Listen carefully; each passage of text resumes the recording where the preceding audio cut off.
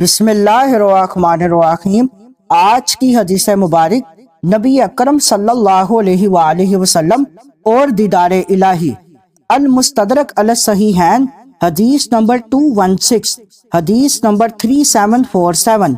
سید المفسرین حضرت عبداللہ بن عباس رضی اللہ تعالی عنہما نے فرمایا، کیا تمہیں اس بات سے تعجب ہے کہ حضرت ابراہیم علیہ السلام کے لیے خلت یعنی اللہ تعالیٰ کی دوستی ہے؟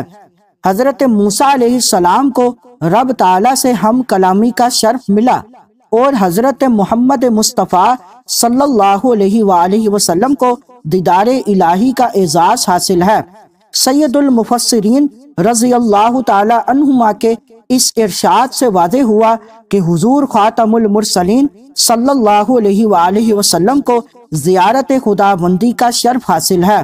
حضرت عائشہ رضی اللہ تعالی عنہا سے جو دیدار کا انقال منقول ہے، اس کے کئی جوابات ہیں۔